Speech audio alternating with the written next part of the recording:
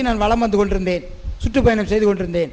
அந்த நேரத்தில் என்னை கைது பண்ணி நடுச்சாமத்தில் 2:45 மணிக்கு கடலாடி அருகே ஒரு கிராமத்தில் வச்சு 500 போலீஸ் சுற்றி வளைச்சி என்னை கைது பண்ணாங்க. ராத்திரி தூங்கிக்கிட்டு இருக்கும்போது கைது பண்ணி, நான் எப்போதுமே கைது பண்ணும்போது எந்த பிரச்சனையும் பண்ண மாட்டேன். அவர்கள் ஏவியது யார்? ஆட்சி அதிகாரம் படைத்தவர்கள். காவல்துறை எது? அது ஒரு இயந்திரம். அந்த இயந்திரத்தை அமைக்கியது யார்? முதலமைச்சர். அப்ப நான் யார்கிட்ட சண்டை போடணும்? அரசாங்கத்திலும் சண்டை போடணும். காவல்துறையிடம் பேசி புண்ணியம் இல்லை. அதனால எப்போ என்னை கைது பண்ணாலும் சரி, நான் இவர்களிடம் வழக்கு போடுவதில்லை, சண்டை போடுவதில்லை. உடனே நான் கிளம்பிடுவேன். ட்ரெஸ் மட்டும் பண்ணதுக்கு டைம் கேட்பேன். சட்டை ட்ரெஸ்ஸை போட்டேன், 5 நிமிஷத்தில் வண்டியில் ஏறி, எந்த வண்டியில் ஏறணும்னு தான் கேட்டேன். நான் ஓடி ஒழியவில்லை.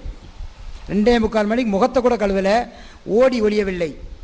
22 வாகனங்கள் வந்தது, காவல்துறை வாகனங்கள். என்னை கைது செய்தார்கள். நேரே கிழக்கு கடற்கரை சாலை வழியாக என்னை ராமநாதபுரம் சீமைக்கு கொண்டு சென்றார்கள். ஒரு காவல் நிலையத்தில் உட்கார வைத்தார்கள். விடிந்த பிறகு என்னை பரமக்குடி நீதிமன்றத்தில் ஆஜர்படுத்தி திருச்சி மத்திய சிறை கொண்டு சென்றார்கள். அங்கு நான் 5 மாத காலம் தேசிய பாதுகாப்பு சட்டமும் பாய்ந்தது. சுப்ரீம் கோர்ட்டில் இருந்து மதுரை வழக்கறிஞர் சங்கம், பசுமன் தேவர் பேரில் வழக்கறிஞர் சங்கம் இருக்கு. அந்த வழக்கறிஞர் சங்கத்திலிருந்து சுப்ரீம் கோர்ட்லேருந்து ஒரு பிராமணால் வக்கீல் சுப்ரீம் கோர்ட்லேருந்து வந்து சென்னை உயர்நீதிமன்றத்தில் வாதாடினாங்க. பிராமின் பணம் வாங்கலை, என்கிட்ட பணம் வாங்கலைங்க.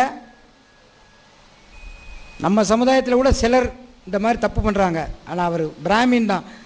என்னுடைய நண்பர் சண்முகையா பாண்டியன் அதிகார துஷ்பிரயோகம் பண்ணி தேசிய பாதுகாப்பு சட்டத்தில் கைது பண்ணியிருக்குன்னு சொல்லி அவர் வழக்காடினார், வாதாடி என்னை விடுதலை. உடனே 10 நிமிஷம் தான் ஆர்குமெண்ட் நடந்துச்சு, விடுதலை. நான் 5 மாதம், இது வரைக்கும் எத்தனையோ ஆண்டு காலம் நான் சிறைச்சாலையில் இந்த சமுதாயத்திற்காக போயிருக்கேன். இந்த 5 மாதத்தில் என்னை ரொம்ப துன்புறுத்தினாங்க. வீட்டுக்காவல் உள்ளேயே ஒரு ஜெயிலில் வச்சாங்க, மத்திய சிறையில் திருச்சியில். 6 அறை தான், இந்த கட்டடம் அளவு கூட இருக்காது. இதில் சின்ன ரூமில் என்னை வச்சுருந்தாங்க. நான் வெளியிலே போக முடியாது. எனக்கு சர்க்கரை வியாதி இருக்குது. ஊசி போடுவதற்கு நர்ஸும் டாக்டரும் நேரடியாக என் ரூமுக்கு தான் வரணும். என்னை வெளியிலே கூப்பிட்டு போக மாட்டாங்க. கூட்டிகிட்டு போனால் கைதிகள்லாம் ஒன்றே திரட்டிடுவார் அப்படின்னு சொல்லி அவங்களுக்கு பயம். அப்படி பண்ணி என்னை உள்ளே வச்சுருந்தாங்க. நான் விடுதலையாகி வெளியில் வந்து அப்பவும் நான் சொல்கிறேன், இன்னைக்கும் சொல்கிறேன், இன்னும் எத்தனை அடக்குமுறை வந்தாலும் சரி நான் ஓடி ஒழிய மாட்டேன்.